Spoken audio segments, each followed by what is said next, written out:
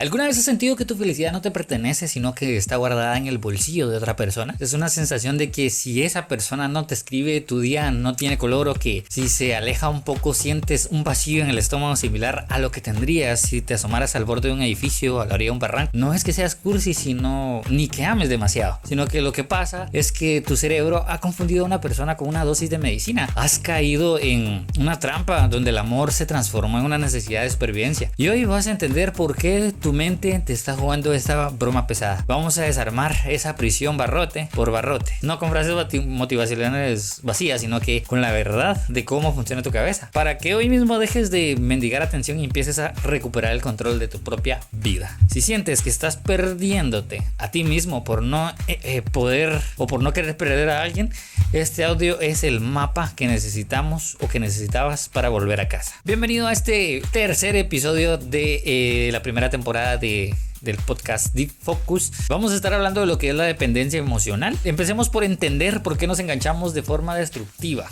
Debemos dejar de llamar amor a lo que técnicamente es una anestesia emocional. Imagina que caminas con una piedra en el zapato que te hace molestias constantes o te empieza a hacer una herida. Si alguien llega y te pone un parche, sentirás un alivio inmenso. Pero el problema no es que esa persona sea mágica, sino que tú tenías una herida previa. La dependencia emocional funciona igual. Nos acercamos a los demás no para compartir lo que somos, sino para que nos calmen un dolor o un vacío que ya traíamos desde hace mucho tiempo. Cuando ese parche, la otra persona, amenaza con irse, el dolor de la herida original regresa con más fuerza y entramos en pánico, creyendo que no podemos vivir sin ellos, cuando la realidad es que no soportamos ese dolor de nuestra propia herida sin anestesia. Es vital comprender que la dependencia es un hambre de identidad. Como no sabemos quiénes somos o cuánto valemos por nosotros mismos, necesitamos que alguien más lo diga constantemente para que nosotros nos sintamos vivos. Esta dinámica que nos convierte en personas camaleón, que cambian su forma de ser, sus gustos y hasta quizás sus valores solo para agradar al otro, pensando que si somos perfectos nunca nos dejarán. Pero aquí está la trampa. Entre más te esfuerzas por ser lo que el otro quiere, más te borras a ti mismo, y nadie puede amar de verdad a una sombra o un reflejo de sus propios deseos. ¿Has escuchado la frase de "por los opuestos se atraen"? Pues es momento de ponerlo en práctica. El primer paso para sanar es dejar de mirar al otro como el salvador y empezar a verlo como lo que es: un ser humano con fallas, que no tiene la capacidad ni la obligación de cargar con tu felicidad. Vamos a aplicar algunas herramientas. Vamos a hacer un inventario de la anestesia. Cada vez que sientas una urgencia desesperada por escribirle a esa persona o por recibir su aprobación, detente y hazte esta pregunta: ¿qué dolor estoy tratando de no sentir en este momento? Puede ser soledad, quizás. Puede ser aburrimiento también, miedo al futuro o falta de propósito. En lugar de buscar la respuesta en el teléfono, escribe ese dolor en un papel, haz un diario. Al ponerle nombre a la herida, el parche pierde su poder místico. Ya no vas a necesitar de esa persona para poder sentirte bien. Este proceso te ayuda a separar el efecto o el afecto real de la necesidad compulsiva, permitiendo recuperar un poco de oxígeno mental. La dependencia se alimenta de la confusión. Cuando aclaras que lo que sientes es ansiedad y no un llamado del destino, empiezas a desmantelar la prisión. La clave es entender que el alivio que esa persona te da es temporal, como podría ser como un vaso de agua con azúcar. Te da energía en un momento, pero no te quita el hambre de verdad. La verdadera nutrición viene de aprender a sostenerte a ti mismo con esos momentos de silencio, sin salir corriendo a buscar que alguien más te valide. Este ejercicio de honestidad brutal es el proceso de individualización en marcha. Es empezar a decir: yo sufro por esto, en lugar de tú me haces sufrir. Con el tiempo, este pequeño espacio entre el impulso y la acción se convierte en la base de tu libertad. Imaginen que la dependencia emocional es como intentar sacar dinero de un cajero automático que no es tuyo y del cual no tienes la clave. Te pasas el día entero frente a la máquina, golpeándola, rogándole o tratando de adivinar los números, con la esperanza de que en algún momento te vaya a dar un billete o algo que necesites para sobrevivir. En este caso, el cajero es la otra persona y el dinero es su atención o su cariño. Depender emocionalmente de alguien es como darle las llaves de tu casa a un desconocido y luego pedirle permiso para entrar a dormir cada noche. Es una entrega de poder que ocurre tan despacio que no te das cuenta hasta que te quedas fuera bajo la lluvia. Para cualquier persona, desde un joven en su primer noviazgo hasta alguien con décadas de experiencia. Entender que el otro no es una extensión de nuestra billetera emocional es el primer paso hacia la madurez. La libertad comienza cuando dejas de esperar que el cajero enfrente te resuelva la vida y te das la vuelta para buscar el banco que llevas dentro de ti, el cual ha estado acumulando intereses mientras tú mirabas hacia el lado equivocado. Nuestra mente es como una radio que siempre tiene música puesta, pero cuando somos dependientes, la música que suena es la opinión de los demás. Si esa persona especial nos dice que somos inteligentes, la música suena hermosa y bailable, pero si esa persona queda en silencio o nos critica, la radio empieza a emitir un ruido blanco, un estruendo insoportable que nos hace querer taparnos los oídos. Lo que sucede es que no hemos aprendido a sintonizar nuestra propia estación, esa frecuencia donde nosotros mismos nos decimos quiénes somos sin necesidad de altavoces externos. Esto se traduce en querer encajar en un grupo a toda costa, o el miedo a ser una carga o la soledad del hogar. Ambos están buscando que alguien más mueva la perilla de su radio interna. Aprender a escuchar tu propio silencio sin despertarte es la herramienta más poderosa que existe, porque cuando tu música interna es estable, lo que los demás digan o dejen de decir se convierte simplemente en un sonido ambiental que no tiene el poder de arruinarte el día. Muchas veces confundimos la intensidad del drama con la profundidad del amor, pensando que si no hay lágrimas, persecuciones o mariposas que parecen ataques de ansiedad, entonces no es amor de verdad. Debemos reeducar nuestro paladar emocional para empezar a disfrutar de la paz, entendiendo que el aburrimiento de una relación estable es en realidad un sistema nervioso que por fin puede descansar y dejar de estar en modo de guerra. Para aplicar esto hoy mismo, vamos a usar el proceso de ancla de hierro. Cada vez que sientas que te estás elevando en ansiedad porque no sabes nada de esa persona, imagina que tus pies pesan 100 kilos y te clavan al suelo de tu habitación. En ese momento de inmovilidad forzada vas a realizar una tarea que no tenga absolutamente nada que ver con redes sociales o con esa persona. Lavar un plato, ordenar un cajón o camisas, 10 pasos contando cada uno de ellos, no sé. El objetivo es aterrizar. El objetivo es aterrizar a tu cerebro y sacarlo de la nube, de la fantasía donde se imagina escenarios catastróficos y traerlo de vuelta a la realidad física de tu cuerpo. Esta herramienta es el puente entre la teoría y la práctica. Le enseña a tu mente que el mundo no se acaba porque un mensaje no llega, porque el suelo sigue bajo tus pies y el aire sigue entrando en tus pulmones. Es un ejercicio de desintoxicación rápida que corta el flujo de dopamina que tu cerebro está pidiendo a gritos. Al hacerlo estás recuperando el mando de tu barco, dejando de ser una vela que se mueve en cualquier viento que sople desde el celular de otra persona, para convertir en una estructura sólida que decide cuándo moverse y hacia dónde. Finalmente, debemos entender que la dependencia es como una invasión. Es una invasión silenciosa donde le has ido regalando parcelas de tu tierra al otro hasta que te has quedado sin un lugar donde pararte. Recuperar el territorio significa volver a habitar tus propios espacios, tus hobbies olvidados, tus amigos que ya no llamas, tus sueños que pusiste en pausa porque a él o a ella no le gustaban. No se trata de pelear contra la otra persona, sino de volver a mudarte a tu propia vida con todas tus maletas y colgar de nuevo tus cuadros en las paredes de tu mente. Para el joven es volver a jugar ese videojuego que dejó. Para el adulto es retomar ese proyecto que le apasionaba. Y para todos es recordar que antes de que esa persona apareciera ya existíamos y ya funcionábamos. La curación no es el olvido del otro, es el recuerdo de uno mismo. Es ese momento glorioso donde te das cuenta de que tu casa interna es lo suficientemente grande y cómoda como para que tú vivas en ella sin necesidad de invitados que no saben valorar. Al recuperar tu territorio dejas de ser un refugiado emocional que busca asilo en cualquier corazón ajeno, para convertirte en el soberano de tu propio destino, capaz de invitar a otros a tu mesa por elección y nunca por necesidad. En la dependencia emocional ocurre un fenómeno técnico llamado adaptación hedónica negativa, donde el individuo empieza a normalizar niveles de maltrato o indiferencia que al inicio de la relación le habrían parecido inaceptables.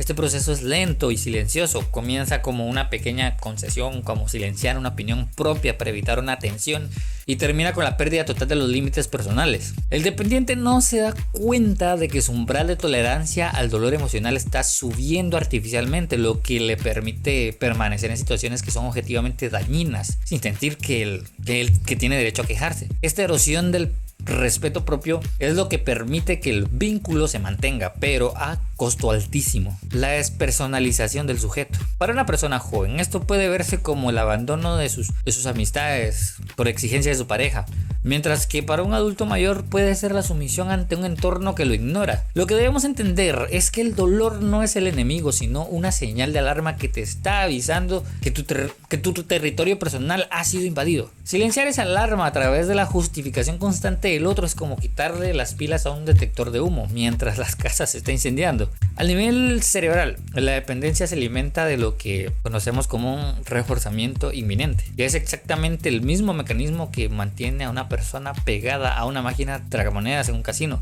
Si recibieras afecto siempre, o si nunca lo recibieras, tu cerebro se estabilizaría y tomaría una decisión lógica. Sin embargo, el hecho de que esa persona te dé atención a veces sí y a veces no, genera una urgencia biológica por ganar de nuevo prácticamente. Esta incertidumbre mantiene tu sistema nervioso en un estado de alerta roja permanente, donde cada interacción se siente como una cuestión de vida o muerte. El problema no es que seas tonto por volver, sino que tu cerebro está buscando esa dosis de dopamina que solo se libera como cuando el otro finalmente cede y te presta atención después de un periodo de frialdad. Entender que tu amor es parte de un desequilibrio de químicos cerebrales provocado por la inestabilidad del otro es liberador, porque te permite dejar de culpar a tu corazón y empezar a entender los cables que están cruzados en tu cabeza. La verdadera libertad no es dejar de sentir el impulso de buscar al otro, sino entender que ese impulso es una señal de abstinencia química y no un llamado del alma. Como herramienta diaria para combatir este bucle, vamos a implementar la bitácora de la realidad. El dependiente tiende a idealizar el pasado e imaginar un futuro perfecto, ignorando el presente doloroso. Este ejercicio consiste en escribir cada noche de forma cruda y sin adornos exactamente cómo te hizo sentir esa persona hoy. Me ignoró 6 horas, me habló con sarcasmo, por ejemplo, me sentí invisible, por decirlo de alguna manera. No escribas lo que esperas de ellos, escribe lo que recibiste. Con el tiempo, esta bitácora se convierte en una prueba irrefutable frente a lo cual tu mente no puede seguir mintiendo ni justificando. Es un proceso de confrontación con los hechos que ayuda a bajar la inflamación emocional de la idealización. Al leer tus propias palabras de días anteriores, empiezas a matar un patrón de sufrimiento que ya no puedes ignorar. Es el inicio del despertar de la conciencia racional sobre el secuestro emocional. Este ejercicio es útil para cualquier rango de edad, porque no requiere conocimientos técnicos, solo la valentía de poner por escrito la verdad de lo que sucede en el día a día. Mucho se habla de que el ego es malo, pero en la dependencia emocional lo que falta es precisamente un ego sano. Es decir, esa parte del psique que dice, esto no es suficiente para mí. La curación implica reconstruir la capacidad de indignarse ante la falta de reciprocidad, transformando esta tristeza pasiva en una ira constructiva que te permite poner límites. El dependiente a menudo confunde la paciencia infinita con la bondad, cuando en realidad es una incapacidad para ejercer la defensa propia por el miedo a las consecuencias del conflicto. Recuperar tu ego sano significa volver a ser el protagonista de tu propia historia en lugar de ser un personaje secundario en la vida de alguien que ni siquiera te da los créditos. Este proceso de empoderamiento no requiere que te conviertas en una persona arrogante, sino en alguien que tiene lo suficiente dignidad como para no aceptar menos de lo que ofrece. Es aprender a decir, esto no me sirve, con la misma naturalidad con la que rechazarías una comida que está en mal estado, entendiendo que tu bienestar no es negociable bajo ninguna circunstancia. Para terminar esta parte, debemos entender que la meta final de este proceso no es aprender a vivir sin amor, sino a aprender a no morir sin él. La dependencia se cura cuando la relación más importante que tienes la tienes contigo mismo. Cuando tú te conviertes en la persona que te cuida, que te valida, que te escucha, el mundo exterior deja de ser una amenaza y se convierte en un lugar de posibilidades. Este es el fin de todo este lapso de lo que hemos estado hablando. Hemos identificado el hambre, hemos desarmado la trampa química y hemos empezado a escribir la verdad de lo que vivimos. A partir de aquí el camino es hacia adentro, hacia la reconstrucción de las ruinas que quedaron después de haber dado las llaves de nuestra casa a alguien que no sabía cómo cuidarla. Estás terminando esta etapa con una nueva claridad. Ya no eres una víctima del destino, sino un individuo en proceso de desintoxicación. ¿Listo para reclamar tu vida de vuelta? Para entender la dependencia debemos dejar de ver el cerebro como un órgano de lógica y empezar a verlo como una fábrica química muy sofisticada. Cuando estamos en una relación de dependencia, nuestro cerebro no está procesando sentimientos románticos, sino que está gestionando dosis de dopaminas, la misma sustancia que se libera con los juegos de azar o con ciertas drogas. Cada vez que recibes un mensaje de esa persona tras horas de silencio, tu cerebro recibe un chispazo de placer tan fuerte que borra cualquier maltrato previo, engañándote para que creas que la espera valió la pena. Este mecanismo es puramente biológico. Tu mente ha aprendido que esa persona es la única que tiene la llave para activar tu sistema de recompensa, convirtiéndote técnicamente en un adicto a su atención. Para un joven esto explica por qué no puede dejar de mirar el teléfono, y para un adulto quizás por qué su racionalidad se desvanece ante una migaja de afecto. Ya no piensa, ya deja de pensar cuando recibe un piropo, cuando recibe un halago. El primer paso para recuperar el control es aceptar que no estás luchando contra un gran amor, sino contra un sistema de cables cerebrales que se ha acostumbrado a una droga específica. Al ver el problema como una cuestión de química y no de falta de fuerza de voluntad, le quitas el poder místico al otro y empiezas a tratarte con la compasión y la estrategia de alguien que está saliendo de una adicción real. Mientras la dopamina la recompensa, el cortisol es el veneno que corre por tus venas durante la espera y la incertidumbre. El cortisol es la hormona del estrés, diseñada para ayudarnos a huir del depredador, pero en la dependencia emocional el depredador es la posibilidad de que no nos quieran o nos abandonen. Vivir pendiendo de un hilo emocional mantiene tu cuerpo en un estado de emergencia constante. Tus pupilas se dilatan, tu corazón late más rápido y tu sistema digestivo se altera. Todo porque tu cerebro cree que tu vida corre peligro si esa persona se aleja. Este estrés crónico es lo que provoca que te sientas agotado físicamente sin haber hecho ejercicios y que tu mente no pueda concentrarse en nada que no sea el conflicto de pareja. Es fundamental entender que este estado de alerta roja, esto no es señal de que el vínculo sea especial, sino de que tu sistema nervioso está colapsando bajo el peso de la inseguridad. Aprende a identificar el cortisol en tu cuerpo, ese nudo en el estómago o esa tensión en el cuello. Es la herramienta clave para decirte a ti mismo: mi cuerpo cree que estoy en peligro, pero solo es una respuesta física a la falta de la reciprocidad. Uno de los procesos más fascinantes, crueles del cerebro dependiente es la disonancia cognitiva. Es la tensión que surge cuando tienes dos ideas contradictorias al mismo tiempo. Sé que me hace daño, siento que es el amor de mi vida. Para aliviar este dolor mental, tu cerebro tiende a fabricar excusas, dándole más peso a los momentos buenos, aunque sean poco, y minimizando los momentos malos, aunque sean constantes. Es como si tu mente creara una película editada donde borras las escenas de llanto y solo dejas las escenas de 10 segundos donde te dieron un abrazo, convenciéndote de que este pequeño fragmento es la realidad total. Este autoengaño no es estupidez, es una técnica de supervivencia mental para que la realidad no te rompa el corazón de golpe. Reconocer ese proceso es como encender la luz en una habitación llena de sombras. Dejas de ser víctima de tus propias mentiras y empiezas a ver el cuadro completo con sus sombras y sus luces reales. Para cualquier persona, sin importar su edad, este es el momento donde la lógica empieza a recuperar terreno frente a la fantasía, permitiendo que la bitácora de la realidad que mencionamos antes empiece a surtir efecto. Tu diario te va a dar resultados. Para aplicar esto diariamente usaremos la técnica del observador externo. Cuando estés en medio de una crisis de ansiedad por esa persona, pon un cronómetro de 5 minutos, trata de describir lo que te está pasando en ese momento, como si lo estuvieras pasando un extraño, alguien ajeno a esa persona y a ti. En lugar de decir, me siento morir porque no me escribe, di, el sujeto está experimentando una elevación de cortisol, tiene las manos frías y su cerebro está buscando desesperadamente una dosis de dopamina. Este ejercicio de distanciamiento lingüístico rompe el secuestro emocional porque activa el córtex prefrontal, la parte lógica de tu cerebro que se apaga durante el pánico. Al hablar de ti mismo en tercera persona, dejas de ser el incendio para convertirte en el bombero que lo observa, ¿verdad? Es una herramienta poderosa porque es inmediata y no requiere nada más que tu pensamiento. Le quita el drama al momento y devuelve la posición de poder sobre tus propios químicos. Es, en esencia, empezar a practicar la autogestión de tu propia fábrica interna. Finalizar esta comprensión neurológica requiere entender que el cerebro tiene plasticidad, lo que significa que puedes recabrearlo. Si después de todo este proceso dejas de darle a la droga, dejas de darle la dopamina que está buscando. Cada vez que sientes el impulso de buscar el otro y logras detener usando una herramienta, estás debilitando esa conexión neuronal adictiva y fortaleciendo una nueva vía de autonomía. No es un proceso rápido, es una desensibilización.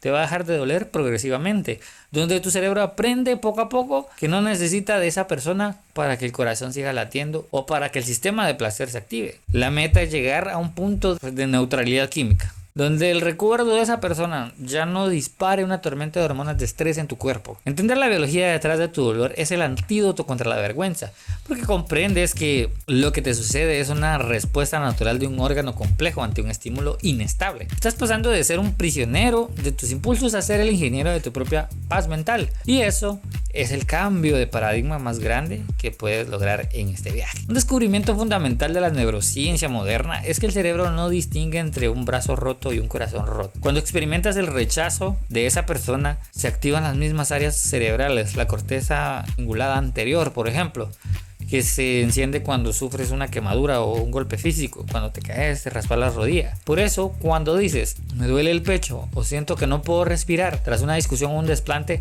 no estás siendo exagerado. Tu cuerpo está procesando una herida real. Para un adolescente esto explica por qué una ruptura se siente como el fin del mundo. Para un anciano podría ser por qué la pérdida de un compañero se manifiesta en enfermedades físicas. Entender que tu angustia tiene una base física te permite tratarte con más suavidad. No le permitirías a alguien con una pierna quebrada que simplemente camine y deje de llorar. Así que no te pidas a ti mismo estar bien cuando tu cerebro está procesando una lesión emocional de tu impacto.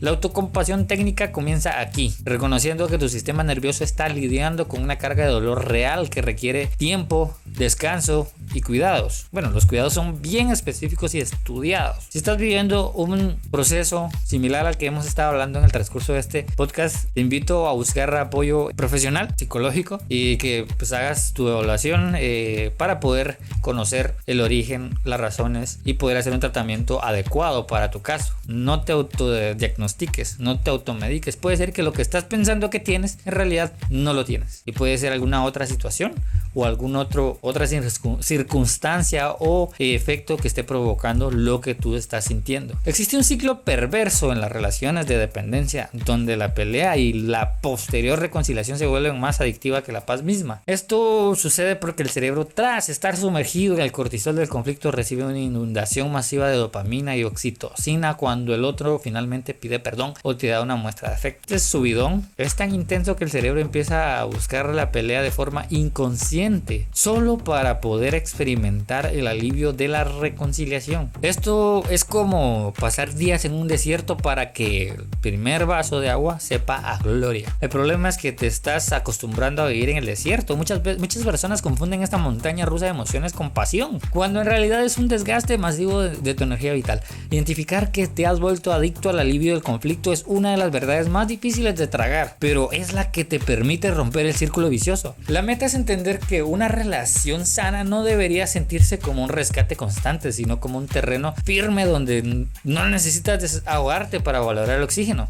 Tu memoria no es un archivo fiel de lo que pasó, sino un editor de cine que tiene instrucciones de protegerte del dolor inmediato. Cuando extrañas a esa persona, tu cerebro suele activar el sesgo de recuerdo positivo, proyectando únicamente los momentos de risa, los abrazos o las promesas bonitas, mientras oculta activamente las humillaciones, los silencios y las noches de llanto. Es una táctica de supervivencia que intenta empujarte de vuelta a lo conocido, porque prefiere el mal conocido que el miedo a lo nuevo. Para contrarrestar esto, necesitamos forzar a la memoria a mostrar la película completa, incluyendo las escenas que preferíamos olvidar. Este es el motivo por el cual en momentos de debilidad debes obligarte a recordar el peor momento que pasaste con esa persona, no para alimentar el odio, sino para equilibrar la balanza química de tu mente. Al recordarte la realidad cruda, estás ayudando a tu córtex prefrontal a ganar la batalla contra el impulso nostálgico que solo quiere su dosis de droga emocional. Para poder manejar los impulsos biológicos de búsqueda,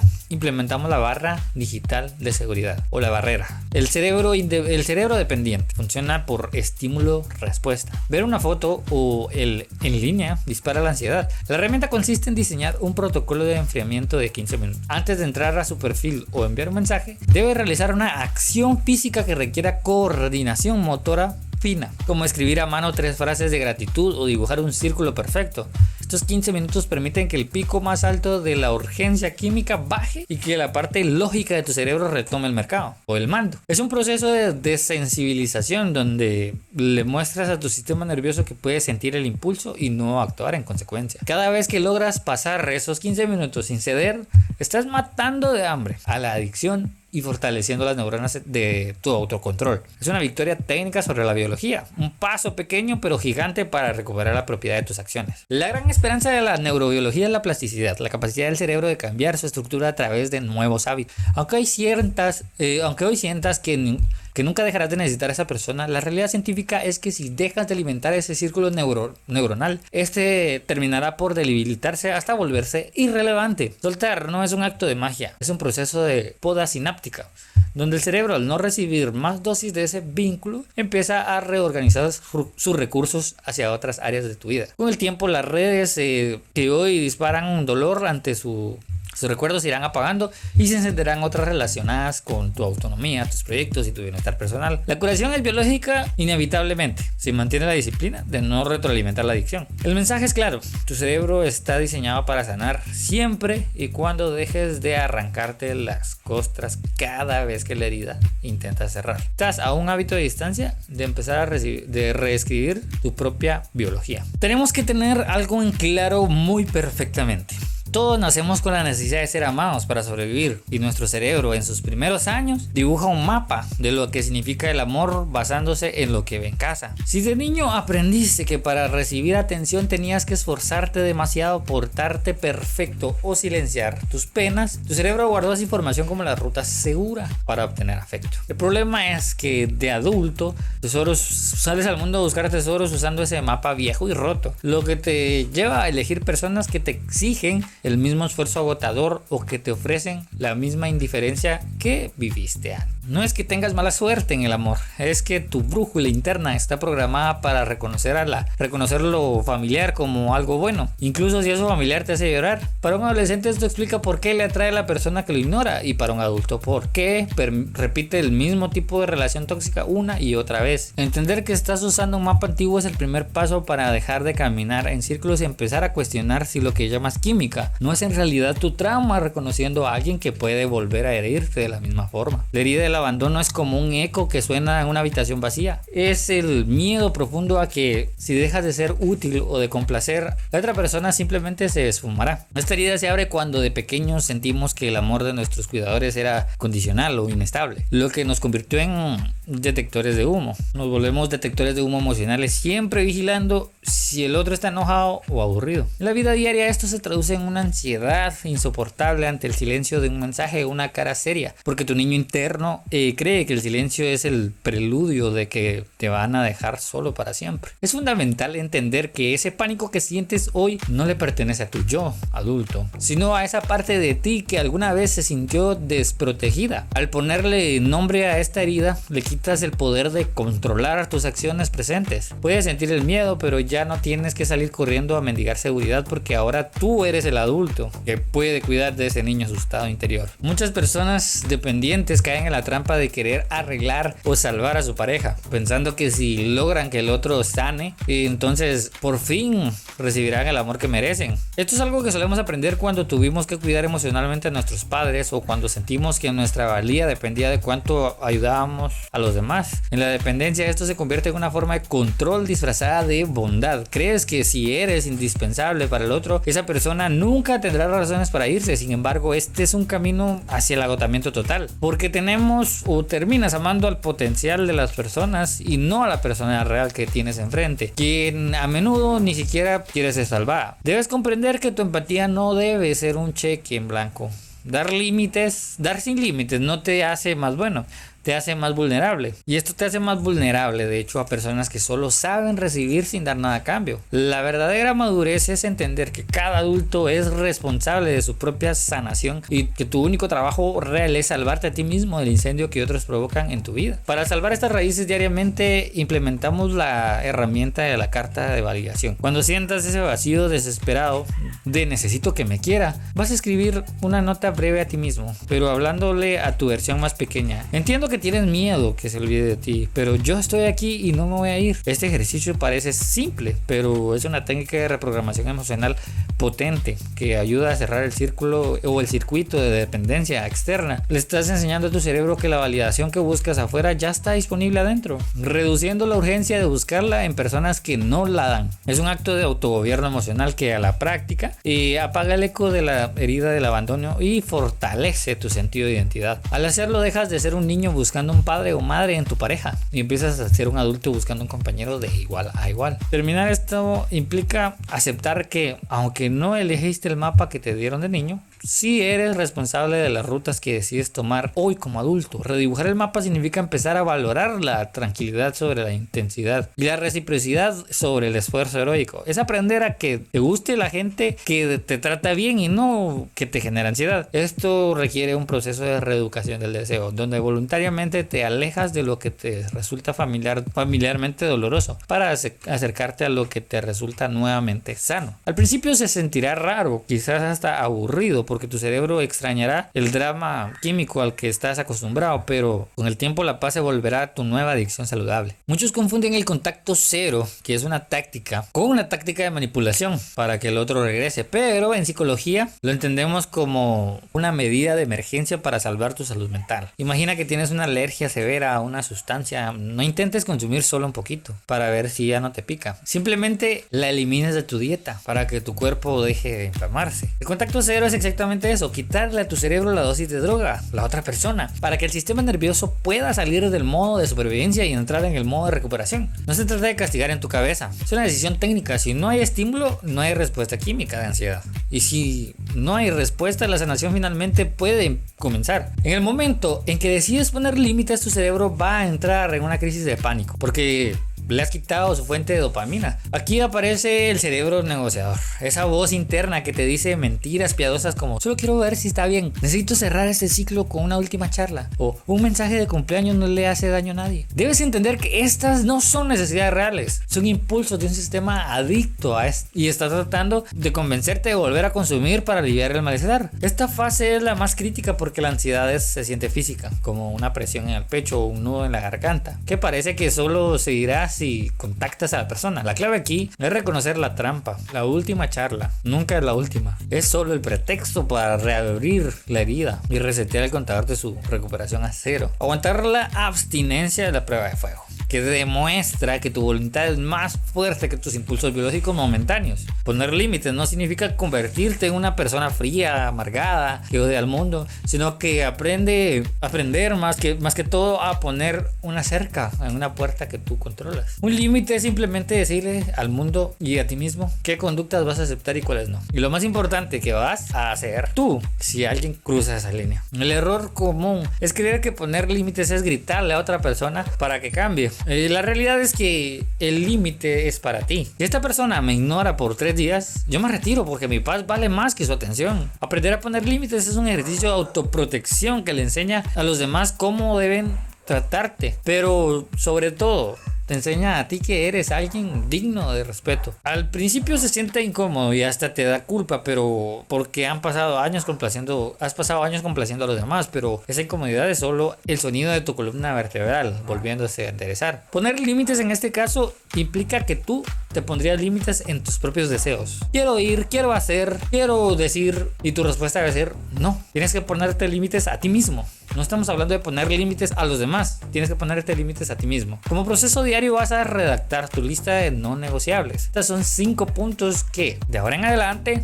son la condición mínima para que alguien tenga acceso a tu energía emocional. Ejemplos: no acepto que me ocultes cosas, no acepto que desaparezcan sin avisar, no acepto que invaliden mis sentimientos. Debes leer esta lista cada mañana como si fuera un contrato legal contigo mismo. Cuando aparezca alguien nuevo, o cuando alguien algo intente volver, pasa sus acciones por ese filtro. Si rompe uno solo de tus no negociables, la puerta de la cerca se cierra automáticamente con llave y con candado, doble llave. Esta herramienta te quita la carga de tener que decidir en el momento de la emoción, porque la decisión ya está tomada, y está tomada de antemano por tu yo racional. Es un mecanismo de defensa preinstalado que protege tu futuro de los errores de tu pasado. Entendiendo que la libertad emocional no se encuentra en la falta de sentimientos, sino en la disciplina de tus acciones, puedes seguir sintiendo amor o no. nostalgia, pero decides no actuar sobre esos sentimientos y te alejan de tu bienestar. Contacto cero y los límites son los cimientos sobre los cuales vas a construir tu nueva vida. Sin ellos, cualquier intento de sanar es como tratar de llenar un balde con agujeros.